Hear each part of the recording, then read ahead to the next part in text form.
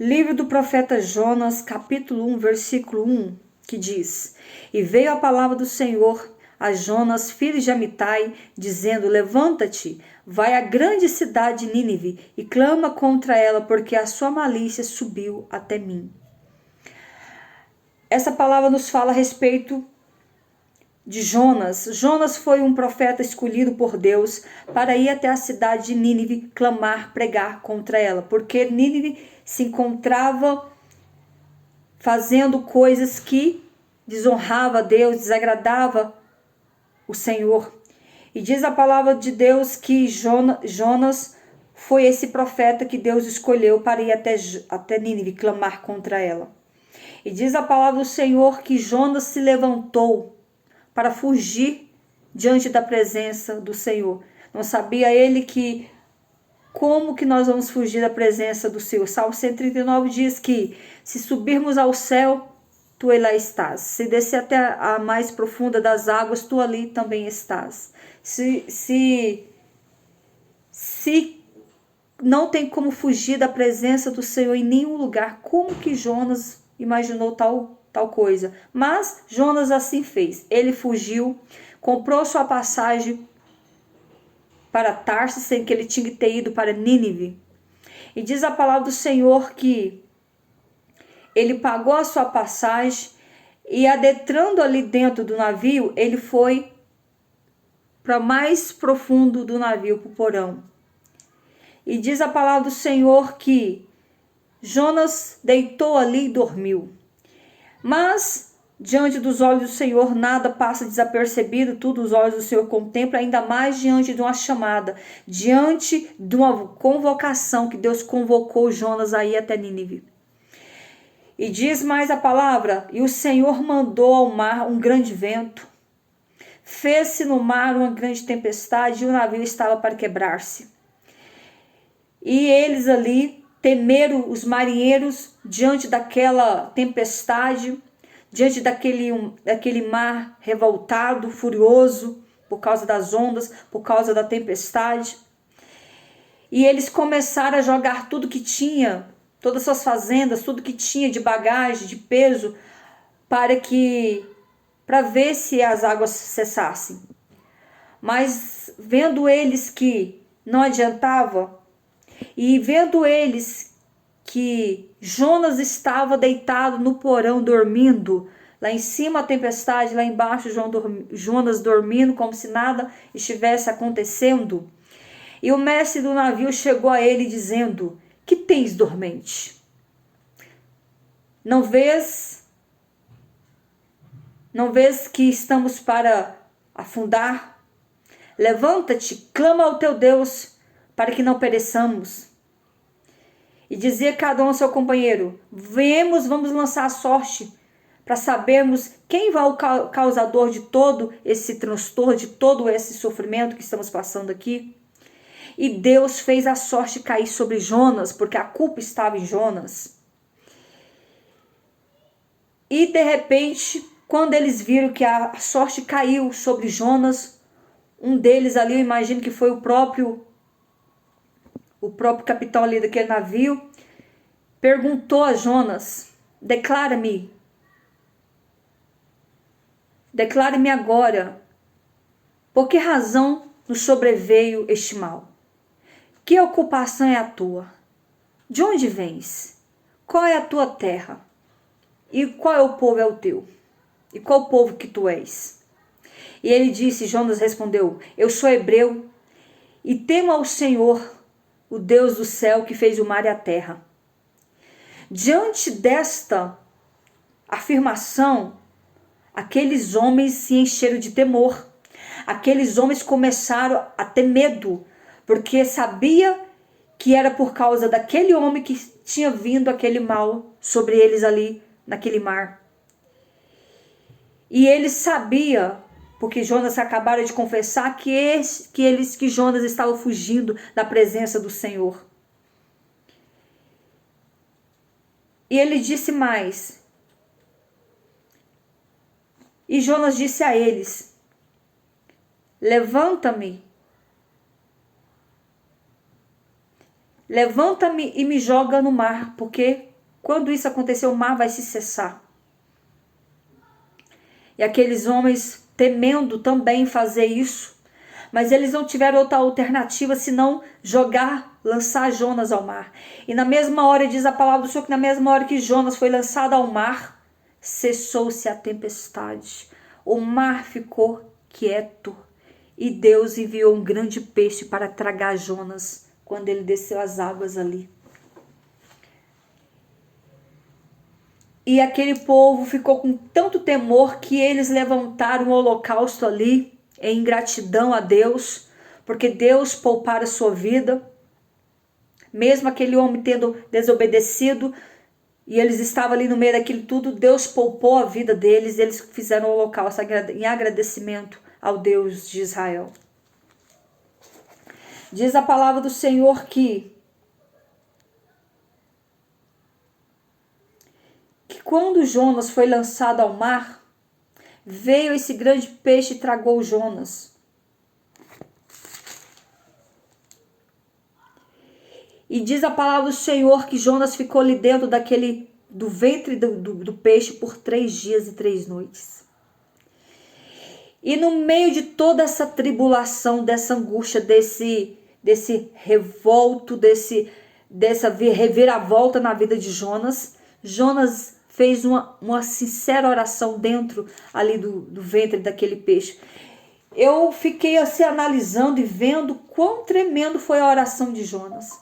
Como que ele teve ainda ali diante, estando ali dentro daquele ventre, daquele peixe, como que a mente dele deu conta de fazer uma oração tão poderosa? A oração de Jonas comoveu o coração de Deus. A oração de Jonas foi tão certeira e tão ágil, tão rápida, que fez Deus ordenar que o grande peixe vomitasse Jonas na praia. E ele clamou, antes de Jonas ser vomitado à praia, ele clamou ao Senhor e orou Jonas ao Senhor dizendo: disse, na minha angústia clamei ao Senhor e ele me respondeu. Do ventre do inferno gritei e tu me ouviste a minha voz. Que coisa linda. Jonas ali se sentia como se estivesse dentro do ventre do inferno. Tão angustiante que era estar, que ele sentiu estar dentro de um ventre de um bicho, de um animal. Olha que coisa estrondosa, assustadora. Imagine você estar dentro de um ventre de um peixe, de um bicho, que seja um peixe ou qualquer outro bicho. Que coisa horrível, misericórdia. Mas o Senhor compadeceu de Jonas, porque Deus tinha um propósito. Deus queria salvar a Nínive, mas era através da mensagem do profeta Jonas que Deus iria fazer tal ação. E assim, do capítulo 1 ao capítulo 2, nós vemos aqui 7 milagres que ocorreu de um capítulo ao outro. 7 milagres. Um dos primeiros milagres que ocorreu foi Deus provocou uma grande tempestade assim do nada. O mar estava tranquilo, não tinha nuvem, não tinha nada, o céu estava limpo e na mesma hora veio uma grande tempestade. Segundo milagre que Deus fez ali, Deus fez a sorte cair sobre Jonas. Diante de várias pessoas que se encontravam dentro daquele navio, a sorte caiu em quem? Em Jonas, porque a culpa era de Jonas. Terceiro milagre que Deus operou ali, acalmou o mar. Assim que Jonas foi lançado ao mar, Deus fez o mar se aquietar, se acalmar. Quarto milagre que Deus fez ali, preparou o grande peixe. Onde é que estava esse animal? Estava circulando. Mas quando Jonas foi jogado ao mar, Deus ordenou que o grande peixe passasse ali, imagina as pressas, e colhesse, estragasse Jonas.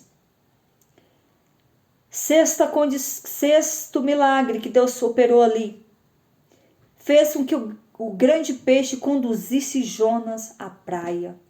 Quando Deus ordenou que o animal vomitasse a Jonas, a praia já estava ali.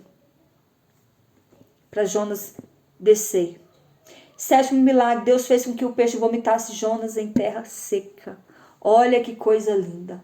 Eu imagino, não sei como, Jonas saiu dali todo, foi vomitado, todo babado. Enfim, imagine a angústia que Jonas sentiu ao estar ali dentro daquele ventre por 3 dias. Mas nós vemos aqui 3 grandes milagres que Deus operou.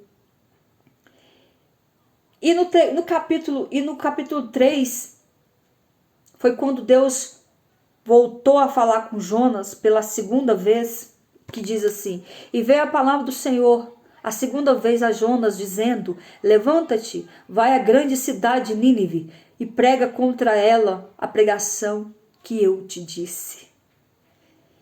E diz a palavra do Senhor que Jonas foi até Nínive, segundo a palavra do Senhor. Era, pois, Nínive uma grande cidade de 3 dias de caminho. E que dava um total de mais ou menos 4.000 km a distância até Nínive. E Jonas começou a entrar pela cidade de um dia, pregando e dizendo: ainda 40 dias e Nínive será subvertida. Imagino que Jonas começou ali a usar o seu diapasão natural, que era a sua voz, a sua boca, e começou a bater palma ou tocar, que a trombeta de Jonas era suas palmas. Atenção, Nínive, dentro de 40 dias, se tu não se converteres ao Senhor, abandonar suas mentiras, abandonar o seu pecado de idolatria, abandonar o pecado da homossexualidade, abandonar o pecado de mentiras, abandonar o pecado de feitiçarias e bruxarias, e abandonar o pecado de morte, que Nínive era uma cidade sanguinária. E Jonas começou: dentro de 40 dias essa cidade será destruída, porque Deus irá destruirá. Se tão somente vocês não se arrependerem, vocês não buscar a presença de Deus e se converter dos seus pecados, e dentro de 40 dias essa cidade será destruída. Diz a palavra do Senhor que na mesma hora que Jonas foi passando por dentro da cidade, cortando as ruas, os bairros ali, aquele povo, ouvindo que era um profeta que estava anunciando a mensagem que Deus ordenou que ele entregasse, na mesma hora diz a palavra do Senhor que o povo eles acreditou que de fato era Deus falando na boca daquele profeta. E diz a palavra do Senhor que aquele povo ali, ouvindo, creram em Deus e proclamaram um jejum e vestiram-se de panos de saco, desde o maior até o menor. E a mensagem começou passando por toda a cidade até chegar ao rei. Diz a palavra do Senhor que o rei de Nínive ouviu o que o profeta anunciou, e na mesma hora o rei levantou-se do seu trono e tirou suas vestes reais e cobriu-se de pano de saco, assentando-se sobre a cinza, e fez uma proclamação, decreto, que divulgou em Nínive por mandato do rei, dos seus grandes, dizendo: nem homens, nem animais, nem bois, nem ovelhas provém coisa alguma, nem se lhe dê pasto, nem beba água. Mas aos homens e aos animais estarão cobertos de pano de saco, clamando fortemente a Deus, e se converterão cada um do seu mau caminho e da violência que há nas suas mãos. A palavra do Senhor diz que Nínive era uma cidade que estava cometendo inúmeros pecados diante de Deus. E o pecado que a Nínive cometia era pecado de violência. Nínive era uma cidade sanguinária. Nínive era uma cidade pecaminosa, feiticeira, estava na prática da feitiçaria, estava havendo pecados de imoralidade sexual. Nínive era uma cidade que o povo mentia constantemente, uns mentiam para os outros. Nínive era uma cidade idólatra, adorava deuses pagãos, deuses da sua época, deuses que não condiz com o Deus verdadeiro, que é o Senhor. E diz a palavra do Senhor que o pecado de Nínive estava tão podre diante das narinas deles que Deus resolveu destruir Nínive. Se tão somente Nínive não se convertesse, ela seria destruída dentro de 40 dias. Deus iria descer tudo abaixo, Deus iria matar todo mundo e todas aquelas casas, todas aquelas cidades seria destruída. Mas diante do jejum, das orações, do sacrifício ali que o povo de Nínive, crendo na mensagem do profeta, na mesma hora veio o temor sobre eles e todos proclamaram jejum e buscaram de fato arrepender-se dos seus maus caminhos, dos seus pecados, e Deus viu a sinceridade de todos ali, desde o menor até o maior, desde o rei até toda a população. Deus viu sinceridade neles e Deus recebeu aquela oração e se arrependeu voltou atrás de destruir Nínive. E diz a palavra do Senhor que na mesma hora, após Jonas ter pregado ali, não sei, né, Jonas pregou por vários dias ali dentro daquela cidade, e esse povo se converteu. E diz a palavra do Senhor no capítulo 4 que o profeta Jonas ficou descontente, ficou triste, porque Deus decidiu não destruir mais Nínive, mas sim dar mais uma chance àquela nação. E diz a palavra do Senhor aqui no capítulo 4, e desgostou-se Jonas extremamente disso e ficou todo ressentido. E orou ao Senhor dizendo: Ah, Senhor, não foi isso que eu disse, estando ainda na minha terra. Aqui nós vemos o estado do profeta. Jonas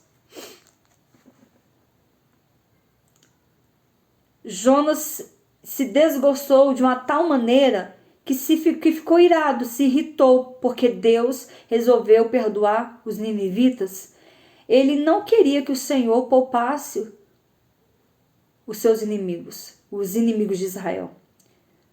O problema fundamental de Jonas era que ele não priorizava a vontade de Deus. Preocupava-se mais com a segurança física do povo de Israel e não da vontade divina do Senhor de salvar todas as demais nações.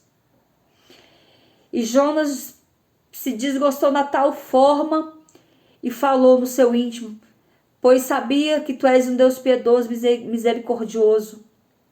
E peço-te, ó Deus, que melhor me é morrer do que viver. Olha, Jonas ficou tão irado que pediu para Deus matar ele mesmo, porque ele não queria ver o povo de Nínive sendo poupado pela ira do Senhor, porque Deus havia perdoado Nínive diante da mensagem de Jonas. E aqui nós vemos aqui o quanto, quando o versículo 3 diz que Deus é o Deus piedoso. Deus é piedoso, é longânimo, é misericordioso, grande benignidade e arrepende do mal, porque Deus é amor. Deus, ele é amor, mas ele é fogo consumidor também. E aqui nós vemos que Jonas muito se entristeceu, se desgostou, e Deus fez brotar da terra uma árvore para cobrir a cabeça de Jonas do sol. E diz a palavra do Senhor que numa noite aquela planta nasceu e na outra noite ela morreu. No dia seguinte ela morreu. Jonas ficou feliz de ver aquela planta crescer e ser poupada ali do sol, mas no outro dia Deus enviou um bicho e comeu a planta, comeu a árvore. Aí Jonas ficou mais angustiado ainda. E ele disse: olha a ousadia de Jonas para com Deus. E disse Jonas: é acaso razoável que assim te enfades por causa da baboeira? E disse ele: é justo que me enfade o ponto de desejar a morte? Olha a intolerância de Jonas, ficou tão irado que respondeu até a Deus dessa forma. Tipo, por que se matou essa árvore que estava aqui me auxiliando, me cobrindo do sol? Então aqui nós temos que entender que quando Deus nos ordena, nos manda ir pregar a palavra do Senhor, quem somos nós para contender contra o Senhor? Quem somos nós para falar não para Deus? Quem somos nós para falar não vou pregar? Temos que ir porque Deus nos escolheu, Deus nos separou. A chamada que Deus tem na minha e na tua vida, ela é grande. A chamada que Deus colocou na minha e na tua vida, ela é grande. Então nós temos que aceitar o ID do Senhor sem questionar. Se Deus mandou você pregar para quem quer que seja, vá lá e prega. Se Deus mandou você orar para quem quer que seja, vá lá e ora. Se Deus te capacitou, te escolheu, te separou para uma obra tão grande, tão gloriosa e tão honrosa como essa, vá lá e faz. Muitas vezes nós não queremos fazer por inúmeros fatores, por muitas vezes nós nos acharmos incapazes de não executar, ou não conseguir executar a chamada de Deus, e de fato nós, sem Deus, nós não vamos conseguir mesmo, mas a partir do momento que nós buscamos ao Senhor em oração, em consagração, orando, perseverando, se revestindo da palavra, se revestindo de graça, para que o Senhor venha nos capacitar naquele momento ali, para trazer uma palavra, trazer um louvor, orar em posição de mãos para alguém, ou orar em conjunto por toda a igreja. A partir desse momento o Senhor nos capacita. Quando Ele nos chama, Ele nos capacita. Deus não escolhe os capacitados, Ele capacita quem é chamado por Ele. Então entenda isso, que não é a tua vontade, não é o teu querer, e sim a vontade de Deus. Não é do teu jeito, e sim da vontade do jeito de Deus. Quem somos nós para negligenciar a salvação a alguém? Porque nós não gostamos da pessoa, porque nós não queremos que aquela pessoa seja salva. Que isso? Não é assim que procede o servo de Deus. O servo de Deus, ele tem que amar até mesmo até mesmo os seus inimigos. Tem que amar a tal ponto de orar por ele e falar de Jesus para aquela vida, porque Jesus quer salvar a todos. Quem somos nós? Que espécie de crentes seríamos se nós guardássemos a palavra de Deus só para nós? Sendo que vidas estão perecendo, morrendo no mundo por não conhecer a Cristo, perecendo no seu pecado, no seu erro.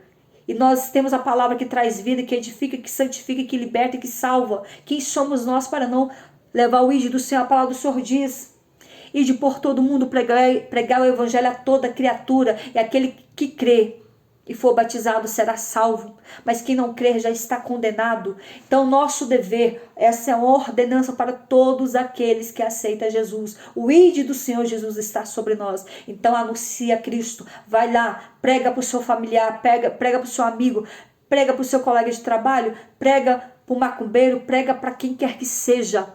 Anuncia Jesus, prega a Jesus, que Jesus o ama, que Jesus quer salvar, que Jesus quer libertar.